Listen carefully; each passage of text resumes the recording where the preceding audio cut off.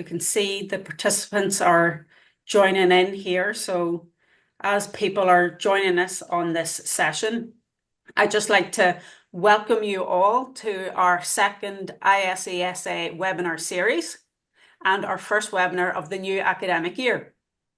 Just as an introduction, my name is Carl McCabe and I am a member of the ISEA's communications team.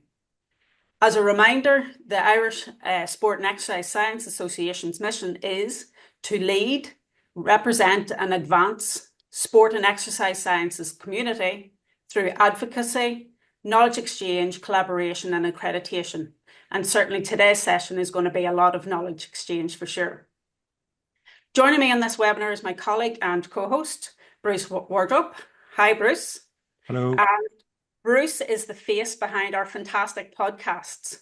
So on that note, if you haven't checked out Bruce's fab podcasts, I recommend that you go onto our website, www.isesa.ie, where you'll find a whole host of previous podcasts and also check out our podcast channels on Apple and Spotify. I also recommend that you check out our website for blogs from a range of scientists, students and practitioners, accreditation details with our next deadline, the 1st of October, which is only a few days away, and also a list of previous webinars. So I recommend that you want to keep informed of what's happening in terms of our organisation, the activities, so you can subscribe again from our website, follow our social media channels on X, Instagram and LinkedIn. We are definitely worth a follow. Lastly, we'd love to hear from you all, our audience, in terms of what content you'd like, what guests you'd like to hear from and so on. So please get in touch and let's grow our community. So to kick off our 2024-25 webinar series, we have a real delight for you all. We have the chef de mission of the Olympic Games, Gavin Noble, and we have the chef de mission of the Paralympic Games, Neasa Russell. Welcome, Gavin and Neasa. Thank you. Prior to the Games, both of you kindly contributed to a podcast with Bruce. So again, if our audience haven't checked that podcast out, please do so. That was really insightful for many of us. That gave us an insight, new knowledge in terms of planning and what goes behind the scenes in preparation for the Olympics. But today we're going to change focus. We're going to look at or analyse or discuss your reflections on Ireland's performance, the sports science support provided and lessons learned. So please, with great pleasure, let me remind you of Paris 2024 Olympic Games, whereby Ireland sent its biggest ever Olympic team of 133 athletes across 15 different sports, winning 7 medals, our most successful Olympic team, exactly 100 years since Paris 1924. Paris 2024 Paralympic Games was also extremely successful with 35 athletes competing across 9 sports and bringing home 1 gold, 3 silver and 2 bronze medals. As a spectator, Paris 2024 was a memorable Games for Ireland and a joyous summer of sporting celebration. So Gavin, starting with you, can you please share your personal highlight from Paris and why that highlight might be important for you? Well, first of all, just thanks for having me, Carla. Bruce, it's great to see you again. Neasa, I know I'm due to catch up with you and all the war stories from Paris. We'll share a few. It's been well documented that this Games was, for many reasons, our best ever Olympic Games. It just so happened also in our 100-year anniversary, which is all quite neatly into a nice little box. And when I think about the Games, I don't necessarily think about I like to not just think about the 2 weeks of competition. So I like actually to go way back in terms of those sort of moments where we sort of built a community, built a leadership team. Like for us in the OFI, this was a 3-year process to get to that point, you know. Biggest ever team, as you mentioned, Carla, we actually had 136 athletes in the end take to the field. So that was great. We had a population of 140 athletes. We had a total population performance team of 250 people. So 250 people in my role is hard to manage, hard to keep everyone happy. Not that that was my role. But you mentioned the medals. Look, and in my own leadership, the people who are accountable for the medals, the people who all credit goes to was firstly the performance directors of those sports. Someone like Antonio Margievani from rowing, John Rudd from swimming. Those are the people I work directly with. Our role in the OFI was just to support them, support their ambition. They would push me for as many things as they could get to support their high performers. And I think us in our role, certainly in my role, I think we did a good job. But there's loads of little things I could go on all day around, like personal highlights. Like personal highlight for me was actually Mona McSharry's medal. It kicked us off. It sort of set the tone, and that was just a delight for someone like her who's been around, and we all know her. She's been around a long time. For her to sort of show that hard work does pay off at the highest level. But I think for me going into the games, the biggest sort of change in our attitude towards, there was an expectation around everyone that they were going to do well. I'm big on how you walk in the room. Like we were going to these games with Rhys McClenaghan, world champion, Daniel Whiffen, already world champion. I had a sense of the other nations expected those athletes to also win. And when you get to that point, and this is where we've come to in our sport now, there was an expectation when I went to the pool that, I was sitting watching Daniel, and I looked to my right at one point, and there's 400 meters to go, and I'm like, the worst that can happen here is bronze. And that's a mad thing. I have to check myself to think, like, what are you talking about? This is incredible. But I think the expectation, like the medals are not won in the games. The medals are won the year before. We look at where they came in world champs. And I think, I was very vocal before the games around medal expectation, medal target. And I think we shouldn't be afraid of that going forward. And I don't think forevermore we will be, based on the results of these games. Yeah, I certainly enjoyed your tweets, Gavin, where you said it's not about the medals until it is. It's always about the medals. Like that's not across everything. We work on a commercial and brand at the moment. They're really important, and we shouldn't shy away from it. And the medals are. We shouldn't really talk about medals necessarily for the LA cycle in my mind until the year before LA. That's where we set the expectation, because the medals aren't. Those athletes, they race the same people every week. They're full-time professional athletes to all sense and purposes. We know who are going to do well based on how well they've done in terms of Europeans and Worlds. And there's no surprises at Olympic Games. There's no surprises. We sort of know, we follow the data. And I think those people who didn't win the medals, they were expected to do so. And they expected it of themselves. Like if I was to pick out all those individuals, they act in a very similar manner. As opposed to someone who maybe is not at the same level. And that's kind of interesting maybe to speak about later on. Yeah, sure. Great. Thanks for that, Gavin. And Neasa, what would your personal highlight be, and maybe give us a reason why it might be the case? Yeah, well, I suppose firstly, I'm home about 2.5 weeks, so this is literally like a therapy session where I'll be unpacking it live in front of a studio audience at the moment. Gavin and I did kindly cross over very operationally in the summer for a very short call, and we did enjoy your furniture. Thanks very much, Gavin, in the balcony. But actually, I think that certainly some of the personal highlights for me, I think, were very much around the performances across the board. So in order to get those medals, it's the performances. But actually, I was looking across the team. And the Team Ireland spirit. And it's very similar to Gavin as well. We've been working on this several years. I was like, literally, that's my plan on the page from Tokyo. So the nerdy sports scientist engineer in me is like the designing of something for these 3 weeks that we're out there, or the 5 weeks, etc.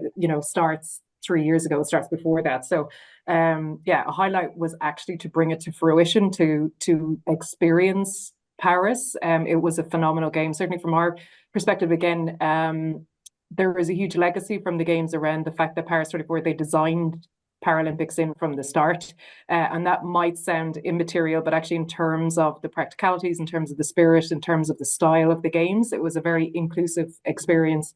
So even to slightly inane things like the number of accessible toilets in the apartments made a huge difference in terms of rooming, which made a huge difference in where we could have athletes stay, which made a huge impact on their performance and well-being, which again were really important. So yeah, I think personal highs. I mean, in truth, on an individual level, dancing down the Champs-Élysées for the opening ceremony was quite fun, I have to admit. But actually, as much it was the marker of the end of the preparation phase and the start of competition finally. And I suppose it's that run in, and our job, very similar to Gavin, a very similar philosophy as my job is to support the team leads, support their athletes to perform and go on as they can. And again, none of the medals were magic.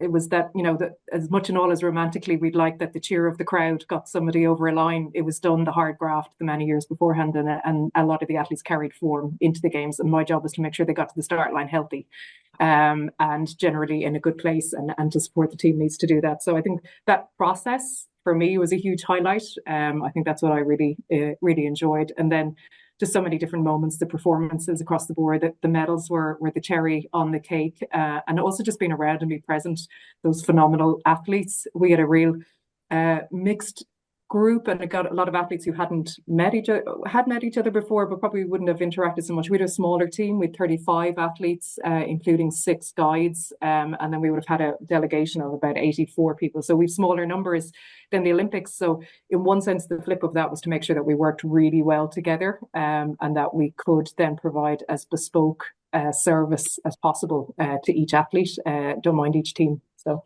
yeah, I think that the highlight was that we generally did, I think. Excellent. And I suppose both of you there alluded to, obviously, highlights being medals or successes. So Neasa, perhaps you could develop on what you build, and both of you touched on it slightly, but maybe develop it further in terms of what you believe were key factors in terms of Ireland's success at the Paralympics for yourself, Neasa. Yeah, I think so I think it's about having a huge amount of preparation, and given our goal was to create a supportive performance environment so that people could perform to their best. That was kind of the logic of it. So a huge amount of that for me then was really developing for us a strong team culture. What did it mean to be part of Team Ireland? And therefore the decisions we were making were in tune with what the needs were of the sports and the individuals. And I think we did that well. We've done a huge amount of work around what Team Ireland meant. We had conferences over the last year or so. We did a huge amount around kind of developing a set of principles that we made decisions from. And I think that was really key, because then everyone in that environment was on the same page. They knew our priority was performance. Then it was respect, which again, in terms of the conduct of how we carried ourselves out. We had pride, we had family. We knew that was really important to bringing a sense of belonging. So we worked really hard to do that. So I do think a lot of that pulling together, and I suppose the way I would also describe it is that it's like a mehel, that kind of wonderful old Irish concept of a community together to serve a purpose. And I felt, and Gavin will have no doubt felt this as well, the amount of layers underneath or aside that help you to get to that point was hugely important. So again, that for me, getting a lot of the maturity of our system, the investment, the growth and experience of all our practitioners and sports system partners there made again a huge factor, albeit seemed quite long, kind of far away from the actual start line. All those elements for me were all in tune. They were kind of all working towards the same point. There was really clear purpose. I think those were really important, and some of the factors certainly from our perspective, anyways. And Gavin, would you kind of be on the same page, or what do you believe? I'd be a lot more directed than Neasa, and I'm going to say this is our best funded team ever, and it's money. Mm-hmm. So we're at this point in time where the government have put more and more money each cycle into high performance sport. We're on this sort of trajectory now of facilities being, world class in Ireland, and when there is that investment and it goes in the right places, it produces results. Mm-hmm. Even from our own point of view of, we're not able to do the nice things around experience. I'm not able to bring, I went to Paris, I think 19 times in 3 years. I'm not able to do that without budget. Mm-hmm. Our own budget comes from also commercial and commercial partners. So we have a 30%, I think, of our total budget comes from government in terms of the OFI. And that's just for the games and the preparation, right? But I think if we're moving forward into the need now to maintain that, but the need also to get better, it will come down to increased investment. Increased investment is also in people, the number of people who are full-time, facilities, everything. But like, we can never get away from it. When you're there, it's a competition, it's an arms race. You're paying for expertise, you're paying for people's time. Neasa will know that even the problems that we face as chef de mission within the games, we did a review the other day, and the guy, I very bluntly said, I'm able to make decisions, because I don't have a ceiling on the budget. Yeah. I'm able to say yes more often than not. I'm able to tell someone, I need you to go and find a way to do that. Here's my card, because I have the backup of a budget. Like, it's not flowery, but like, if we're a bigger funded team, the best funded team in the Premiership wins the Premier League. I was sitting with USA, a guy from USA, and he was late for a meeting, and he just come from signing the $25 million philanthropy check. Like, how do we compete with that? So it does come down to money, and money allows everything. It greases everything else, and even those athletes who won medals, everyone wants more. But they've been in the system a long time. They probably are the ones that have the most day-to-day, the most hours of coaching one-to-one. If you need more hours coaching one-to-one, you need more money for that practitioner, the people to do that job. So like, it's money. I can make the experience as good as we want to make it, depending on the budget. I can make the branding, I can make the kit, I can do it all. It comes down to money, and then success breeds that, right? When we do well, we're back out into the market. The government wants to give us more. It's a polished product. People want to back winning teams. So I'm sort of looking forward to sort of my new budget round, where we're going to get a lot more to maintain. Not to even grow, but just to maintain. I was laughing, Gavin. Sorry to interrupt. I was going to say, my tagline became, most problems can be solved by a cup of tea and a credit card. So yeah. Champagne and a credit card. You're the Olympics, wouldn't you? Want to rein that budget in. I'm glad, Gavin, you brought up the investment, but also that people are part of that. So I know Bruce is going to explore particularly the sports science provision. So over to you, Bruce. Yeah, well, I'm always real curious about what goes on behind the scenes. And you mentioned Team Ireland. We know Team Ireland, the visible part of Team Ireland is really the athletes and maybe some of the coaches that might be visible around them. But Team Ireland is really a huge patchwork quilt of so many people who are working behind the scenes to get the athletes to the start line or to the games in the best possible shape.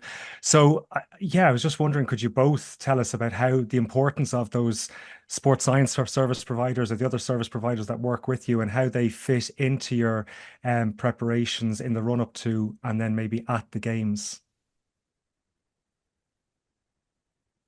Ladies first there.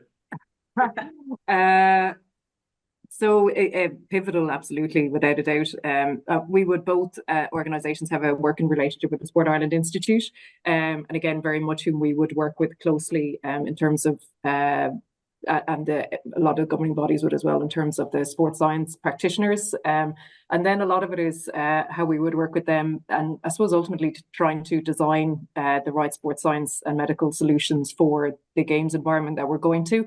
The task at hand, but then also the people that we have.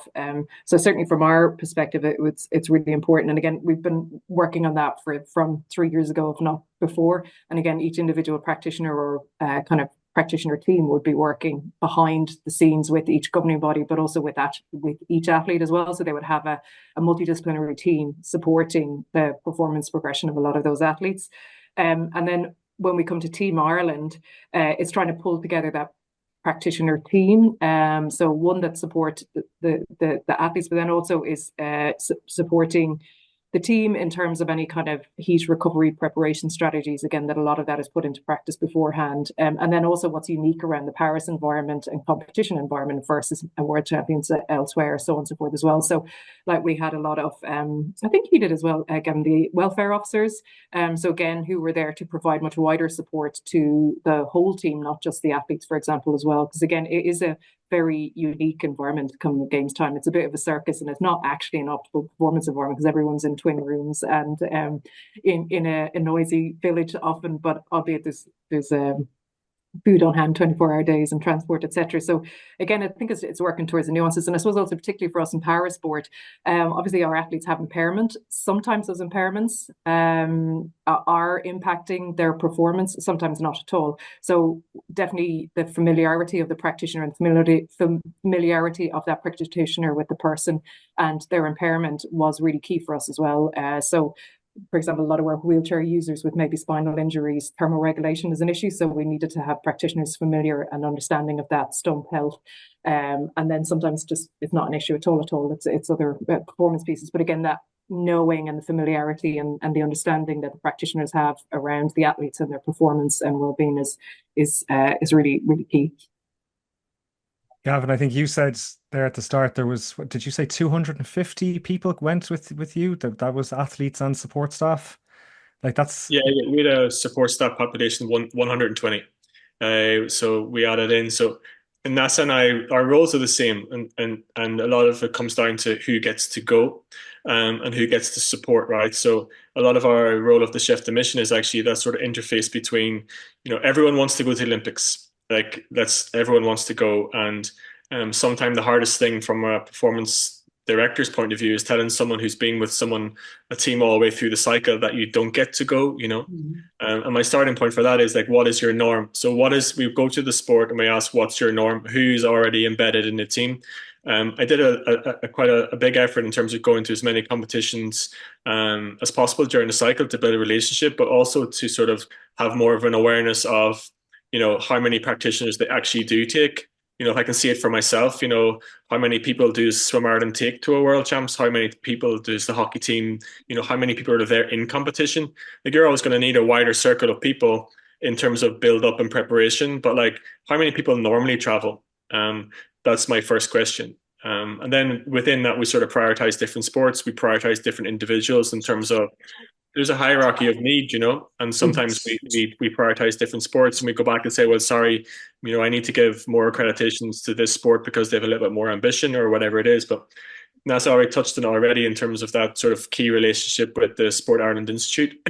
And that provides us with expertise, but also, a sounding board for decision making. The continuity of care is the key thing. So, in previous games, and people will know this too, there's a little bit more, there was paddy whackery going on back in the day, in terms of it was my turn to go, or, but if you've never operated at this level, going to Olympic Games isn't the time to learn. So we even use the games across the cycle, EYOF, which are Youth Olympics, Youth European Games, even winter, where we'd say to the institute, don't come to us in 4 years' time with a physio who's never been to this games. It's very different going to a games than it is going to even like a training camp or anything else. So we've opportunity to, within the cycle, to blood as many physios, sports scientists, nutritionists as possible. But definitely, that continuity of care factor is key. So if you're not embedded in a sport, if you're not used to working, if an athlete should never meet anybody new for the first time when they walk into the village. And sometimes that's a hard conversation to have. I had to have it with the Northern Ireland Sports Institute in terms of there was no practitioners from the north because of the people who were end up being selected, and none of them were sort of embedded in the team, And I think that's not going to change. That's not going to change in the next cycle. Certainly for me, and certainly for LA. I know we've spoken before, Gavin, and I know that, accreditation was one of the big challenges that you faced, which is something that you hinted at there, deciding who gets to go, who doesn't go, who comes at what time, who leaves at what times. After the games now, would you say that is still one of the biggest challenges you faced while you were there, or is there anything else that pops to mind? Yeah, like we had 120 people total who were accredited. Now, not all of those 120 people are accredited for the full duration. So we actually only have, I think we only had 70 accreditations for staff, and that includes my team as well, right? So you have to swap people in and out. And there's a degree of professionalism needed with the practitioner to know that when your job is done, then you have to leave in order to allow another person to come in so we can support the sport at the same level. There's week 1 sport, there's week 2. We even have a situation now where, within 48 hours of your event ending, we need you to leave to enable us to give more accreditations to a second sport. Athletics is a good example of that, where they actually benefited a lot in the second week, because a lot of the other sports are already finished and we'd send people home. And a lot of the people, I guess, maybe accredited through athletics would not necessarily have been, their number one choice had it been, a limit on accreditations, So we did a good job in being able to say yes and find a way to support people. But there was still a line in terms of like, is this person needed? Are they going to affect performance? And do they normally travel? And once you're able to answer those three questions, my job was to find a way.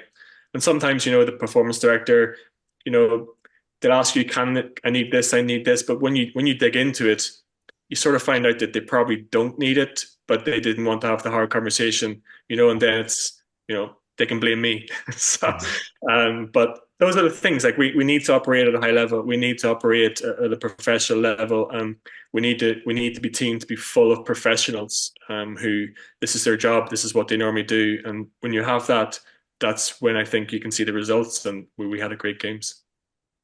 Neasa, I think this might be where your therapy actually starts in the session. So do you want to tell us about it? The rooming Jenga and the accreditation black art are definitely two skills that you come out with. Like the accreditation, it is tricky, but again, a lot of that is the skill, and maybe part of the chef de mission is the skills and the leadership skills to actually have those conversations early, to be really transparent about what you're doing. So you're actually trying to manage any challenges and kind of preempt. It's interesting, like the intent is to try and be sure and know everyone who's coming into the environment, because they have a huge impact on the dynamic that's in the village, in particular on the rest of the staff. So again, we changed staff through it. We were moving accreditation around. We definitely tested the patience of our Paris 24 people in terms of optimizing how we do that. Some of the challenge for us is that we couldn't, we had very, very full house the whole time. So again, we were living on top of each other. The style of the rooming was twins. We didn't have the luxury of being able to ship out certainly athletes as well, because of accessibility challenges.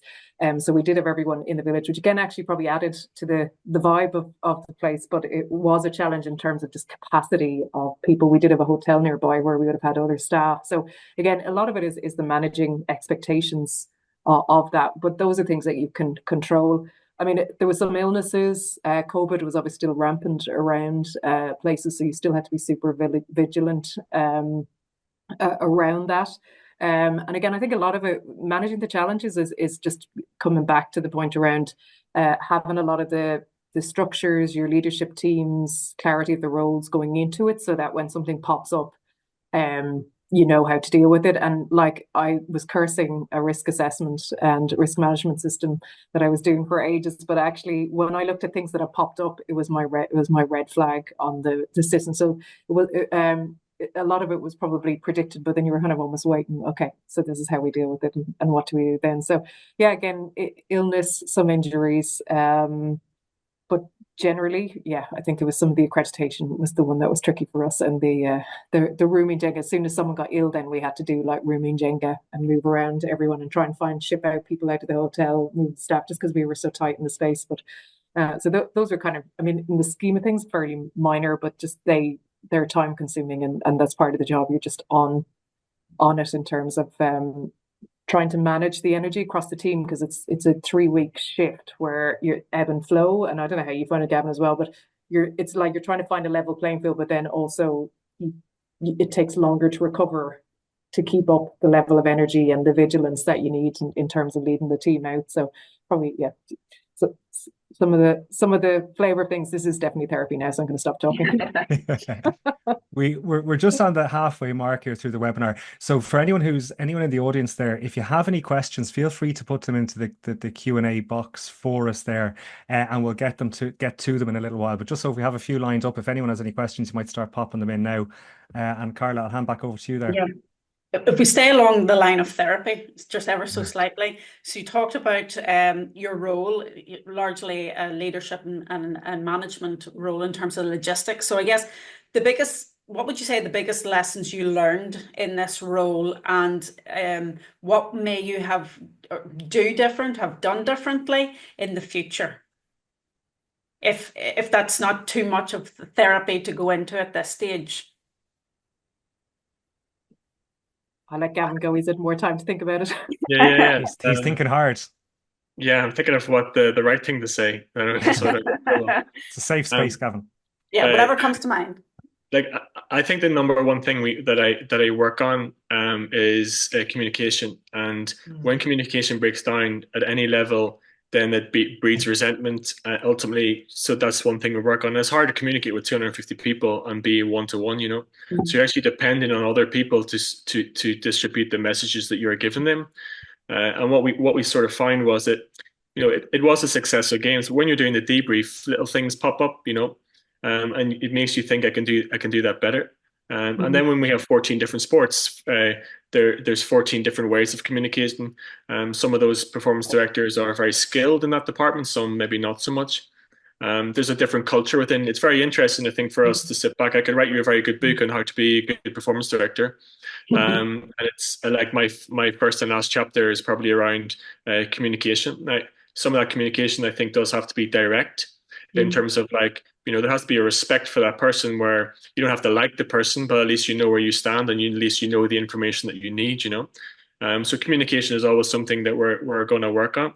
I think the biggest difference for us in this games was we did put the performance director and the coaches at the heart of most of the things. Like, we were there to support them rather than me tell them what to do, you know. We brought more and more PDs with us to make decisions before. It is easier in Paris, but you know, as a good example of that, we had, you know, 8 of our biggest sports. They were in the village and they saw the village and they could make the decisions.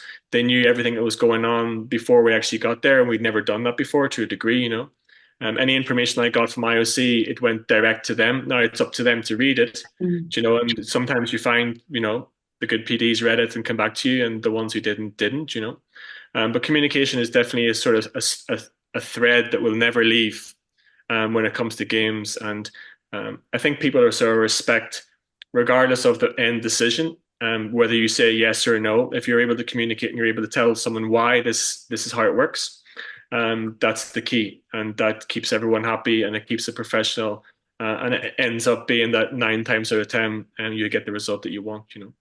I think that's a great answer, Gavin. If I say that can be applied to academia, and especially people not reading their emails, is that you know, good communication is the game changer in a way. So I really like and can very much connect to that answer within academia, within sports science, and really interestingly, what we have to do now is actually find a way of communicating better with the athlete, because they're not reading emails. And even PDs, we understand that they're super busy, but are they reading an email that's any more than 2 paragraphs?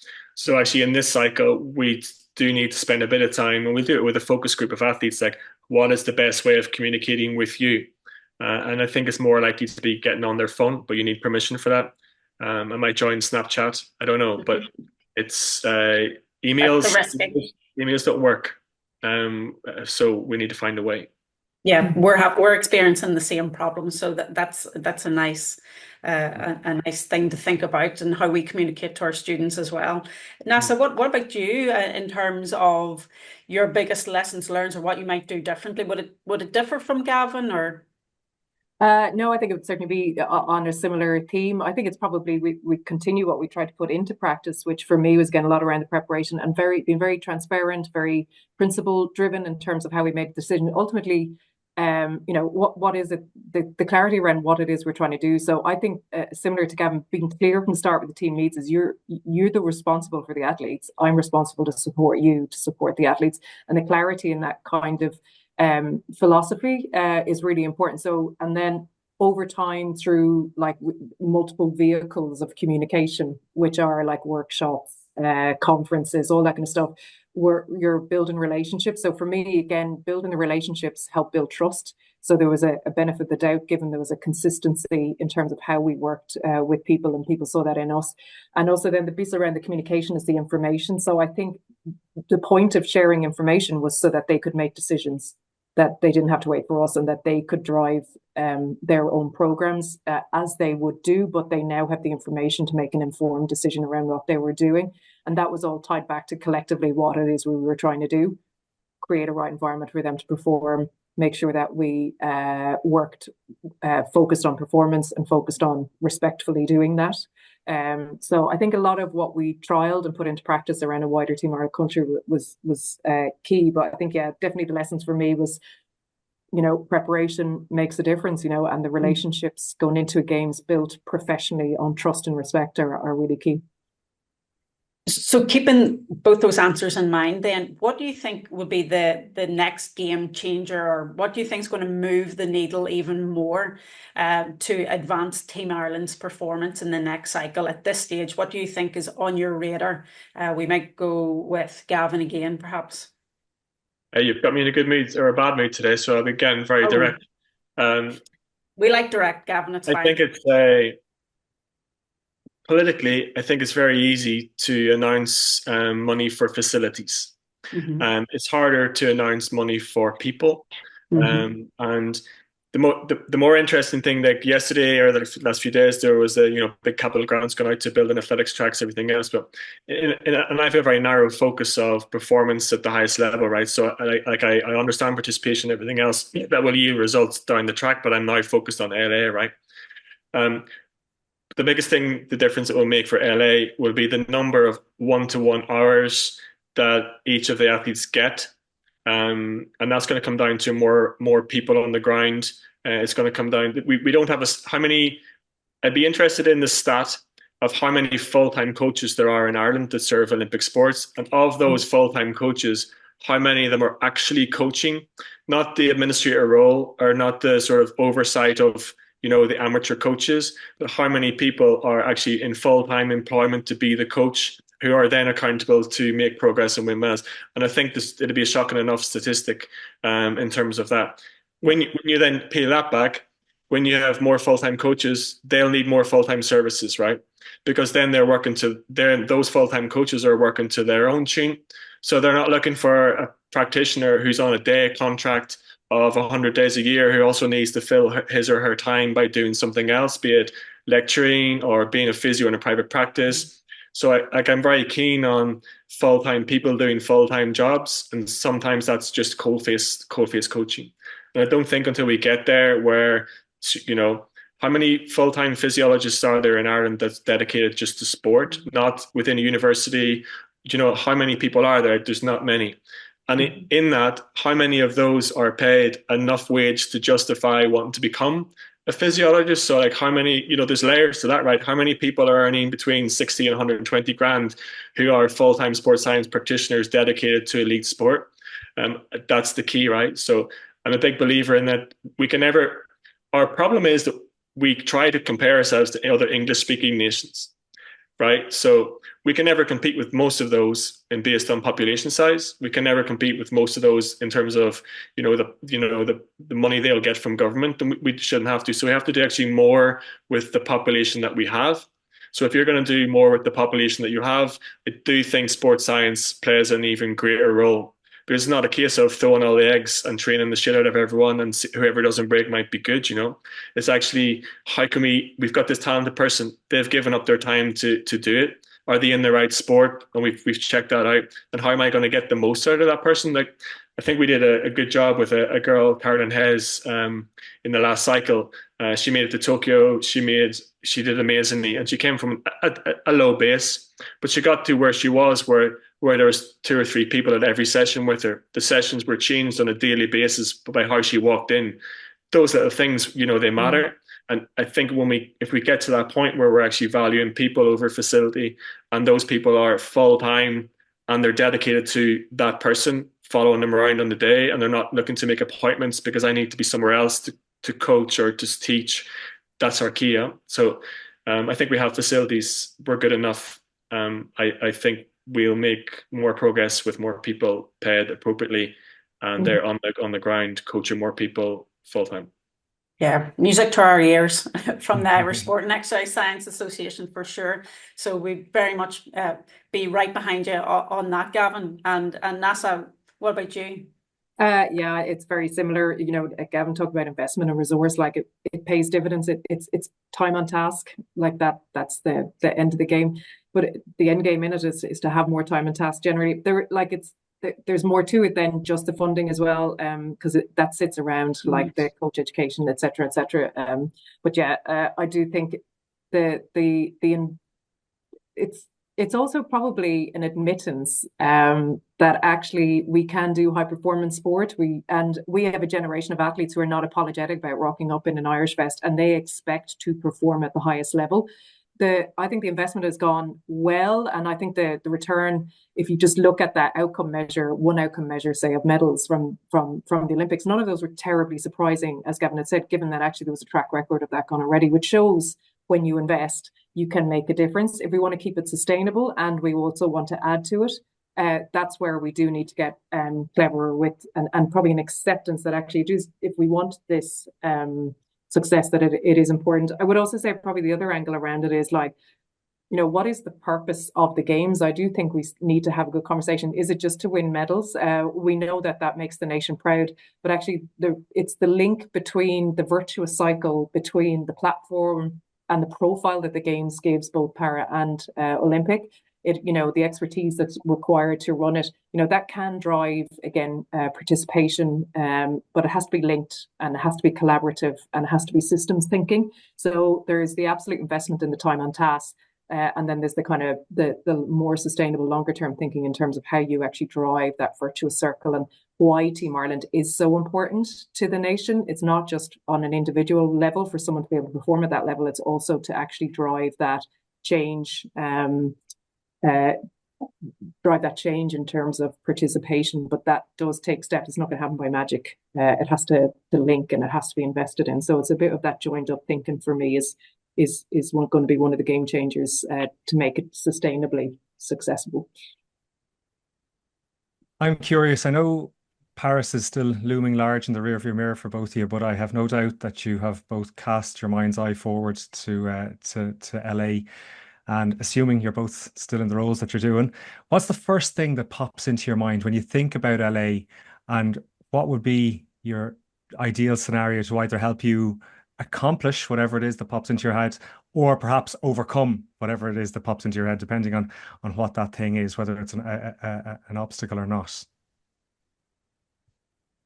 Gavin, what are you thinking? Yeah, I'm going to LA on the 17th of November. So we're already there in that regard of thinking. But in OFI, our immediate thoughts are actually for next year. We've got the European Youth Games, and we've got Youth Olympics, all these things, European Games. We're going to meet. We're in the process of a review. One of the questions the PDs need to answer are, what does the world look like in 2028? What are the levels in terms of that we'll have to reach to maintain the level of performance? And Neasa touched on it. Yeah, the medals are great, but also within the team there were a record number of top 8s, a record number of top 16s, and a good proportion of those were personal best. Right? Well, what is that personal best? What's it going to take actually to qualify? In 4 years' time, how can we maintain that? How do we actually move forward? Like, those are all the questions. But it's a different time zone. I do think when it comes to a European Games, we have to make the most of it in terms of Paris. There's probably an easy stat to pull out from whenever we have a European Games: Paris, London. Those are the ones historically we've tended to do well in.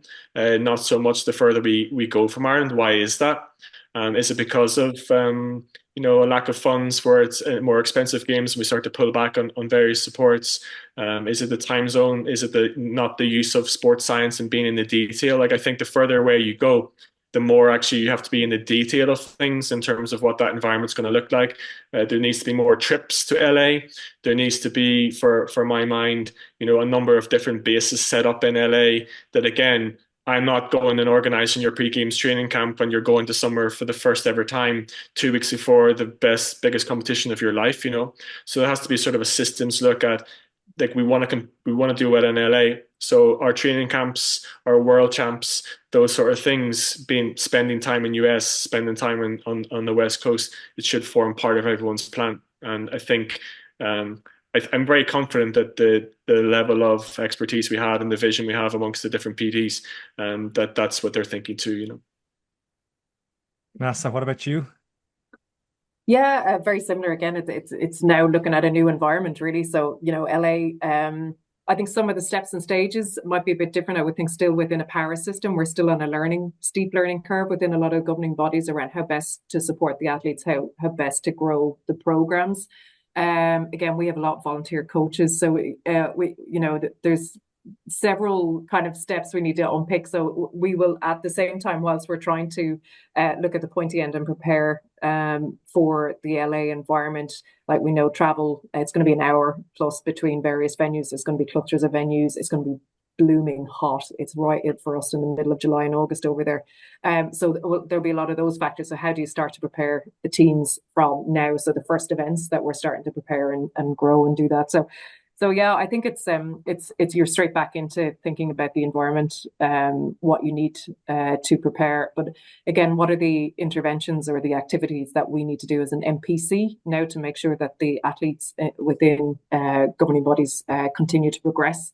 That's probably the big one that we need to unpick. I wouldn't say it's as evolved as the Olympic supports yet, and there's still a good bit of learning to go. Not across the board, but in some. So we've got to do. We're just starting our review process now as well, to look at Paris, but also very much looking at what's important going forward. And I suppose the other thing for us as well is in particular the athlete voice, and what does that mean in our decision making? How do we bring and that's what are athletes going to demand in 2028, not just from a performance perspective, but from an athlete voice perspective. We need to bear that in mind very much as well. Very good. Carla. Yes, we've completed our questions that we had prepared and that participants have asked. I just wonder before we close the session, do either of you want in this platform, or if you need any additional therapy, for example, Neasa, is there anything else that you'd like to say to our particular audience before we close the session? Or have we covered everything? Yeah, I'll give you another one that'll be music to your ears. So we, as a system, we have to sort of look at more at student sport, and we also have to look at more of the universities, right? So I'm big into education and keeping people in education as long as possible, and it actually helps in terms of prolonging the sort of period of the critical years in which they're trying to develop as athletes. That's sort of 18 to 23, right? A lot of our resources are very Dublin centric. A lot of our coaches, they're based in Dublin. I do think there needs to be a movement out and a real focus and a funding of those coaches to be based around universities. And it doesn't necessarily need to be, if I think UL as an example where I trained a lot, and I'm sort of proactively, my hobby is coaching to a high level some of the junior triathletes, but they've all moved to Limerick now, and they're on campus, so they can walk to training. They have an ability to split their course over 3 to 4 years. And I sort of use that from my own experience. I went to Stirling in Scotland.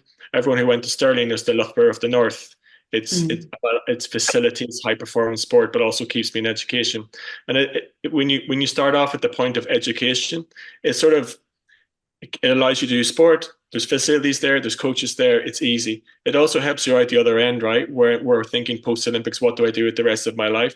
At least I have something. I have education to fall back on. It gives me more of a life experience where I actually might, halfway through being a high performer at university, I might actually decide there's more to life than doing this. I have a social life, and I meet boys and girls, and I'm going out, So actually education for the future, maybe not even in this cycle, but in the future, is really, really important. So if we can build those hubs, and I know the Sport Ireland Institute are working really hard in terms of sort of making universities accredited.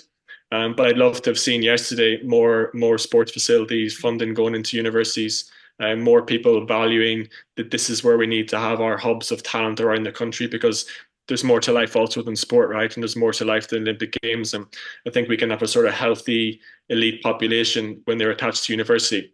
And just like, if you look at who won medals, it's Rashida, or not Rashida, who's performing at high level. Rashida, she's in Texas. Mona, she's attached to a university program. Daniel Whiffen, he's in Loughborough, it's attached to a university program. All of those little things sort of matter, So that's where I think also the sort of key to the future will be, and it's university sport, and it's putting money into that. It's making people at university value Olympic sport, Olympic scholarships rather than typical GAA scholarships or whatever it is. So I'm one for education, and through education we will get more and more medals, which ultimately I'm all for. No resistance from me on that one, Gavin, fair to say. Nor here. Yeah, I think Gavin's dead right. I would just think the opportunity within our university sector, I think, is completely unexplored. I've worked in British system for many, many years as well, and it was definitely one of the strengths. And then we know that you can get centres of excellence, if you want to use that terminology. You get practitioners, regional, also, particularly for para sport as well. We know transport is one of the biggest barriers. So actually to have regional localised centres is hugely important. I think we need to there's merit in centralized systems and programs, but there's also a huge amount of merit in understanding that we know athletes will really train at home and be based in their club and local environment for probably 80% of their career, really.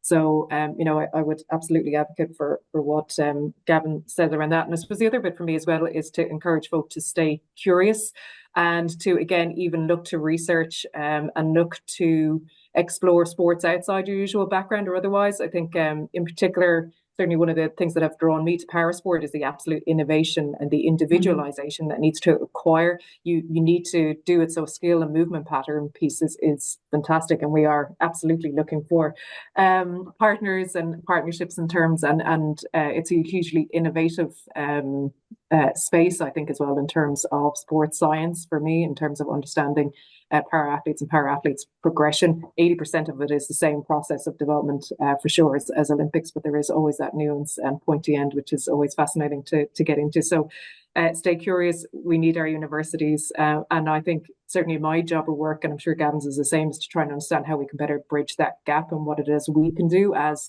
a National Olympic Committee, National Paralympic Committee, to play our part in that as well. So yeah, I think there's a huge opportunity in the next cycle to really drive that together. Great. No, really good. And look, I really enjoyed talking to you both. The games, the summer for me was absolutely fantastic. There wasn't much work done, unfortunately, but really enjoyed talking to you and again getting a deeper level of understanding of your experience. And I want to thank you also personally for giving up your time so generously. Anytime we've asked Gavin or Neasa to make a contribution to our organisation, even at short notice, and this one was short notice, they've been always very willing and enthusiastic with no hesitation. So again, thank you very much for your time, for your contribution, for making Paris an absolutely unforgettable Olympic experience for the athletes, for the support team, but also for making the Irish people very proud with all of the successes that happened. So thank you very much. To our audience who are still with us, and the majority have stayed, so that's always a good sign that they've enjoyed the session. Thank you for staying. Just to let you know, the details of our next webinar will be announced in due course. Bruce, you're going to restart your podcasts shortly, isn't that right? I have great intentions to get it done as soon as possible. So to everyone who has stayed with us or tunes in at a later date, please keep your eyes fixed on our website and social media channels for further details. Everyone, have a lovely evening, and thanks again for joining us.